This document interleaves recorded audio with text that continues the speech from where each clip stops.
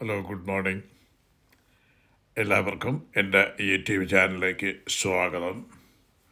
ഇന്നത്തെ വീഡിയോയുടെ ടൈറ്റിൽ ഒരിക്കലും പകുതി വഴിയിൽ ഒത്തുതീർപ്പാക്കരുത്. Never split the difference. ജീവിതത്തിൽ നമ്മളിൽ പലരും കേട്ടിട്ടുള്ള ഒരു ഉപദേശമുണ്ട്. ഒത്തുതീർപ്പ് തന്നെയാണ് ഏറ്റവും നല്ല പരിഹാരം. രണ്ട് ആളുകൾ തമ്മിൽ അഭിപ്രായ വ്യത്യാസമുണ്ടെങ്കിൽ നടുവിൽ വെച്ച് ഒരു തീരുമാനമെടുക്കുക. അതാണ് ന്യായമെന്ന് നമ്മൾ കരുതുന്നു.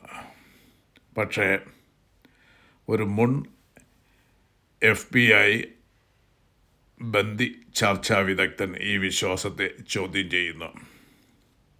അദ്ദേഹത്തിൻ്റെ പേര് ക്രിസ് വോസ്. അദ്ദേഹം എഴുതിയ നെവർ സ്പ്ലിറ്റ് ദ ഡിഫറൻസ് എന്ന പുസ്തകം ലോകമെമ്പാടുമുള്ള ലക്ഷക്കണക്കിന് ആളുകളുടെ ചിന്താഗതിയെ മാറ്റിമറിച്ചു. ഈ പുസ്തകത്തിൻ്റെ പ്രധാന സന്ദേശം വളരെ ലളിതമാണ്. എല്ലാ സാഹചര്യങ്ങളിലും ഒത്തുതീർപ്പ് വിജയമല്ല. ചിലപ്പോൾ അത് ഇരുകൂട്ടർക്കും നഷ്ടമാകാം. ഒരു നിമിഷം ചിന്തിക്കൂ. നിങ്ങൾക്ക് വളരെ പ്രധാനപ്പെട്ട ഒരു കാര്യം വേണം. മറുവശത്തുള്ള വ്യക്തിക്കും അതുപോലെ തന്നെ. ഒടുവിൽ ഇരുവരും പകുതി വിട്ടുകൊടുത്ത് ഒരു തീരുമാനത്തിലെത്തുന്നു. പുറമേ നോക്കുമ്പോൾ അത് ന്യായമായി തോന്നാം. എന്നാൽ യഥാർത്ഥത്തിൽ ഇരുവരും ആഗ്രഹിച്ചതിൻ്റെ ഒരു ഭാഗം നഷ്ടപ്പെടുത്തിയിരിക്കുകയാണ്.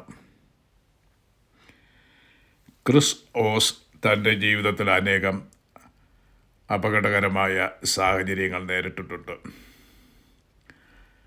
ബന്ദികളാക്കിയവരുമായി നടത്തിയ ചർച്ചകളിൽ നടുവിൽ കാണാം എന്ന സമീപനം പ്രവർത്തിക്കില്ലായിരുന്നു. അവിടെ മനുഷ്യജീവനുകളായിരുന്നു പണയം വെച്ചിരുന്നത്. ആ അനുഭവങ്ങളിൽ നിന്ന് അദ്ദേഹം ഒരു വലിയ സത്യം മനസ്സിലാക്കി. മനുഷ്യൻ യുക്തിയേക്കാൾ വികാരങ്ങളുടെ അടിസ്ഥാനത്തിലാണ് തീരുമാനങ്ങൾ എടുക്കുന്നത്. നമ്മൾ പലപ്പോഴും മറ്റുള്ളവരെ ബോധ്യപ്പെടുത്താൻ ശ്രമിക്കുമ്പോൾ കൂടുതൽ വാദങ്ങളും തെളിവുകളും ഉപയോഗിക്കുന്നു. പക്ഷേ മനുഷ്യരുടെ മനസ്സ് ജയിക്കാൻ ആദ്യം അവരുടെ വികാരങ്ങളെ മനസ്സിലാക്കണം. ഇതിനെയാണ് ക്രിസ് വോസ് ടാക്റ്റിക്കൽ എമ്പതി എന്ന് വിളിക്കുന്നത്. ടാക്റ്റിക്കൽ എമ്പതി എന്നത് മറ്റൊരാളുടെ കാഴ്ചപ്പാട് മനസ്സിലാക്കാനുള്ള കഴിവാണ്. അതിനർത്ഥം അഭിപ്രായത്തോട് യോജിക്കണമെന്നല്ല, മറിച്ച് അവർ എന്തുകൊണ്ട് അങ്ങനെ ചിന്തിക്കുന്നു എന്ന് മനസ്സിലാക്കുക എന്നതാണ്. ഒരു വ്യക്തിക്ക് എന്നെ ആരെങ്കിലും മനസ്സിലാക്കുന്നു എന്ന് തോന്നുന്ന നിമിഷം അവരുടെ മനസ്സിൻ്റെ വാതിലുകൾ തുറക്കപ്പെടുന്നു.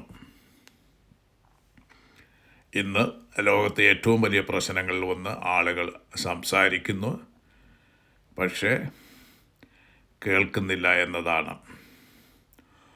ഓരോരുത്തരും തങ്ങളുടെ വാദം ജയിക്കാൻ ശ്രമിക്കുന്നു, എന്നാൽ കേൾക്കാൻ തയ്യാറുള്ളവർ വളരെ കുറവാണ്.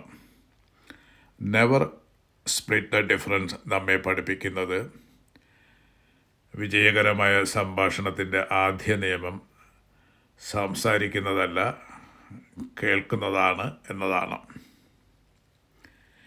ഈ പുസ്തകത്തിലെ മറ്റൊരു അത്ഭുതകരമായ പാഠമാണ് മിററിംഗ്. മറ്റൊരാൾ പറയുന്ന അവസാനത്തെ ചില വാക്കുകൾ ആവർത്തിക്കുക. ഉദാഹരണത്തിന്, ഒരാൾ ഇത് ചെയ്യാൻ കഴിയില്ല എന്ന് പറഞ്ഞാൽ ചെയ്യാൻ കഴിയില്ല എന്ന് മാത്രം ചോദിക്കുക. അത്ഭുതകരമെന്ന് പറയട്ടെ, അവർ കൂടുതൽ വിശദമായി സംസാരിക്കാൻ തുടങ്ങും. അവരുടെ യഥാർത്ഥ ആശങ്കകൾ പുറത്തു വരും. ഇത് കേവലം ഒരു സംഭാഷണ സാങ്കേതിക വിദ്യയല്ല, മനുഷ്യ മനസ്സിനെ മനസ്സിലാക്കാനുള്ള ഒരു ശക്തമായ മാർഗമാണ്. ക്രിസ് വോസ് പറയുന്ന മറ്റൊരു സുപ്രധാന കാര്യം നോ എന്ന വാക്കിനെ ഭയക്കരുത് എന്നതാണ്. നമ്മളിൽ പലർക്കും ഇല്ല എന്ന മറുപടി കേൾക്കാൻ ഭയമാണ്. എന്നാൽ യഥാർത്ഥത്തിൽ ഇല്ല എന്നത് ഒരു സംഭാഷണത്തിൻ്റെ അവസാനമല്ല. പലപ്പോഴും അത് യഥാർത്ഥ സംഭാഷണത്തിൻ്റെ തുടക്കമാണ്. ആളുകൾ ഇല്ല എന്ന് പറയുമ്പോൾ അവർ സ്വയം സുരക്ഷിതരാകാൻ ശ്രമിക്കുകയാണ്. അവരെ ബഹുമാനിക്കുകയും കൂടുതൽ മനസ്സിലാക്കാൻ ശ്രമിക്കുകയും ചെയ്താൽ പുതിയ അവസരങ്ങൾ തുറക്കപ്പെടും. ജീവിതത്തിലും ഇതേ നിയമം ബാധകമാണ്.